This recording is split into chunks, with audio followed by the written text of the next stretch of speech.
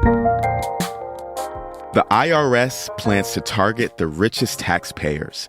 And if it feels like you're in a fever dream, it's probably because you've seen the new Barbie trailer.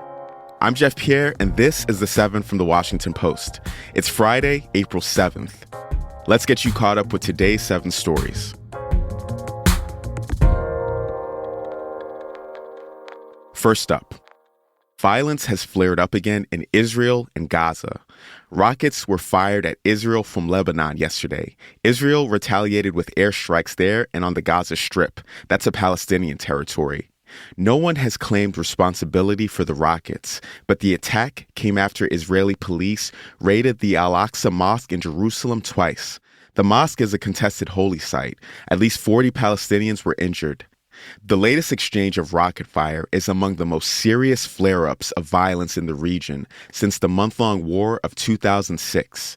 The Muslim holy month of Ramadan is overlapping with the Jewish Passover this year, which officials had warned could cause tension to escalate.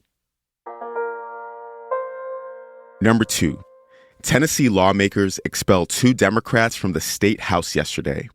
The Democratic lawmakers had joined protests pushing for more gun control after the shooting at a Nashville school last week. Republicans tried to remove a 3rd Democrat, but didn't have enough votes. The lawmakers have become known as the Tennessee Three.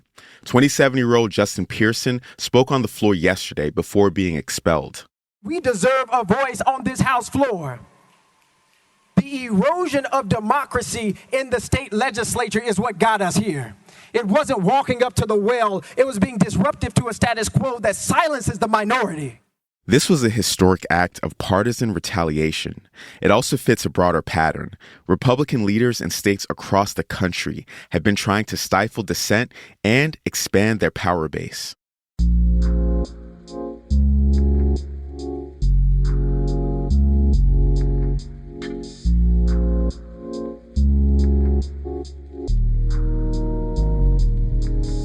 Number 3, the Biden administration proposed new rules for transgender athletes.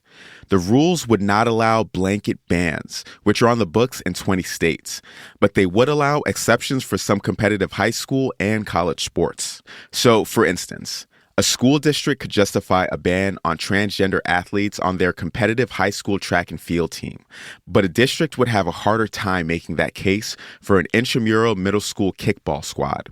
The proposal has to go through a lengthy approval process and will probably get pushback.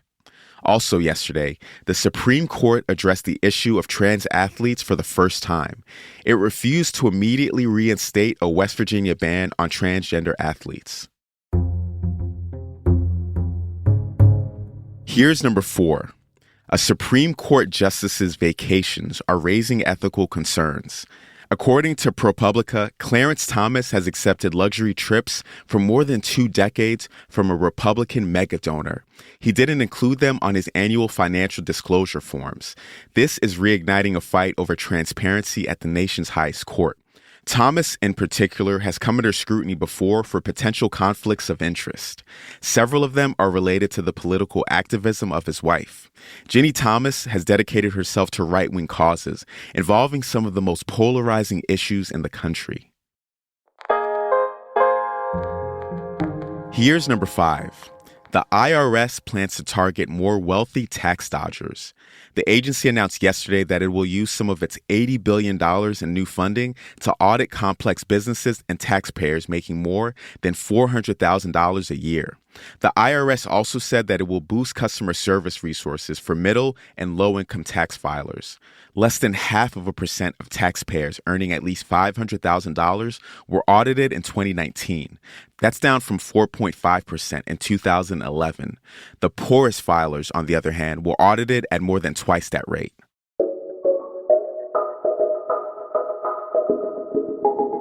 Walmart has decided to add EV charging stations at thousands of its stores. That's story number 6. They'll be in Walmart and Sam's Club parking lots across the country. This will quadruple the size of its charging network. The plan is to have them in place by 2030.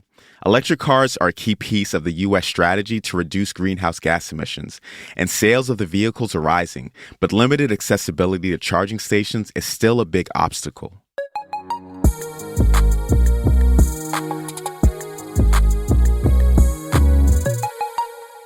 And our last story today. Hi, Barbie. Hi, Barbie. Hi, Barbie. Hi, Barbie. Hi, Barbie. Hi, Barbie. Hi, Ken. Hi, Ken.